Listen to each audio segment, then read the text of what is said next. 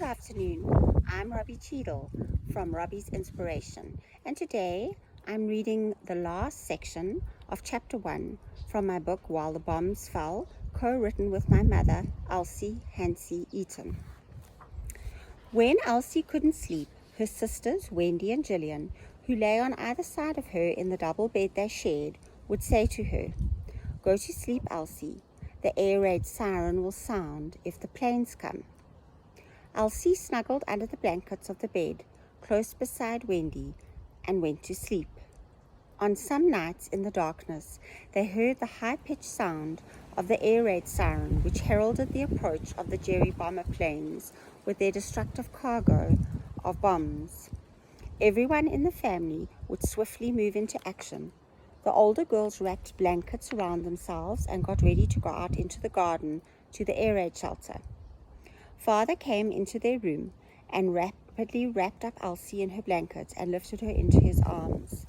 The girls and father exited the bedroom and joined mother, carrying the baby, and her brothers, also wrapped in blankets. Within a few minutes, they were outside, climbing down the few steps to the bomb shelter.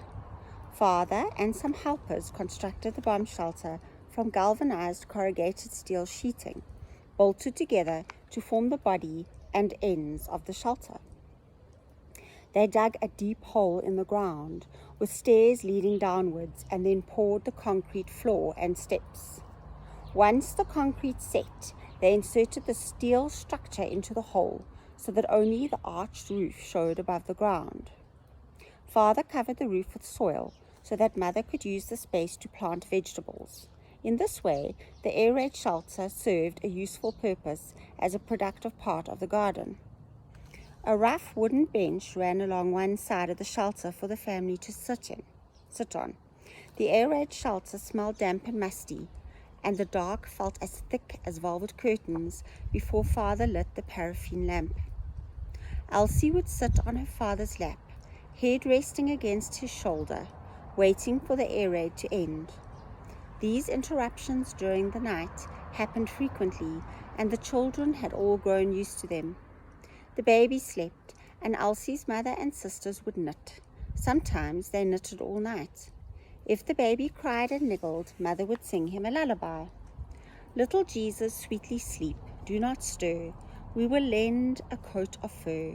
We will rock you, rock you, rock you. We will rock you, rock you, rock you. See the fur to keep you warm, snugly round your tiny form. Mary's little baby, sleep, sweetly sleep. Sleep in comfort, slumber deep. We will rock you, rock you, rock you. We will rock you, rock you, rock you.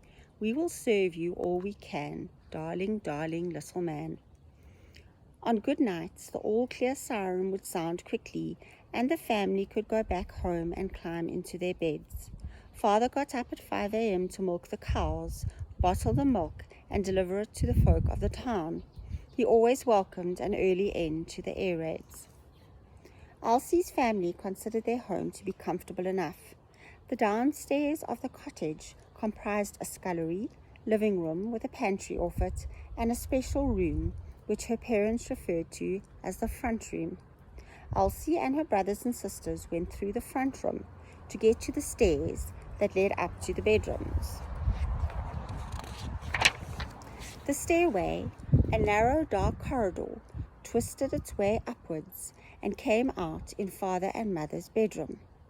The door to a built-in cupboard stood on the left-hand side at the top of the staircase and in front of the chimney breast. Mother kept spare clothing and linen in this musty-smelling cupboard. Unknown to the family, Father also kept his cash savings in a small, dirty, khaki-colored tin trunk in this cupboard.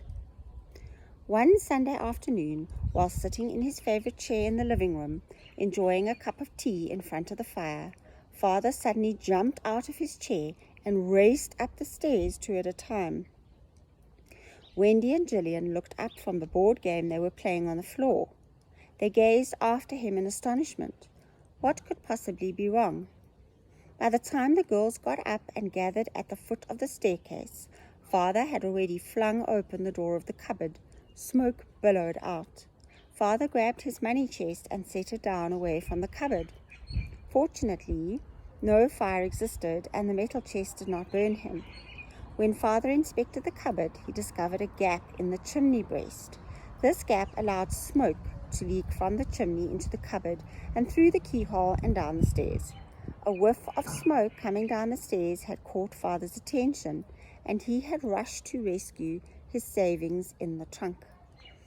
This incident gave the family something to talk about for a long time afterward and alerted Mother to the existence of the trunk and its monetary contents. It was so funny when Father leapt out of his chair like that, the girls giggled afterwards, just like he'd been stung by a wasp. The living room contained all of Mother and Father's treasures. Mother owned a pottery figurine of a pretty maid feeding a pig, which stood on the mantelpiece above the fireplace. Elsie thought it a most beautiful object. 2 engraved brass vases also stood on the mantelpiece. The vases came from India. On completion of his 7 years of military service in that country, Father had brought the vases home with him. Father ran away from home at 18 years old and joined the army. He had been stationed in India.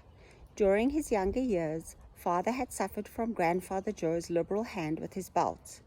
Grandfather Joe's upbringing had been strict and authoritarian. He believed sparing the rod spoiled the child. The texture and color of the horsehair couch that stood in the living room intrigued Elsie. She also admired her father's easy chair, a smart piece of furniture that dominated the room. A dark painted wood paneling covered the lower half of the walls to keep the damp out, and a yellowish wallpaper covered in a brown and green pattern covered the upper half. 2 prints of hunting scenes which depicted men wearing jodhpurs and red hunting jackets and riding gigantic dark horses hung on the walls. Elsie dreamed that she would have a red jacket and ride a horse. A thin board painted black stood against the wall near the window. In the evenings, Mother fitted this board over the window under the blackout regulations. The pantry had a meat safe on the floor. Shelves, empty except for some bread, lined the walls. Occasionally, Mother would use the pantry to hoard away some special food items towards the Christmas fair. The upstairs comprised of 3 interleading bedrooms. The front, slightly larger, bedroom belonged to Elsie's parents and contained a small bed where Teddy slept. Jean, Wendy, Gillian, and Elsie occupied the smaller middle bedroom. Elsie slept in the double bed with Wendy and Gillian.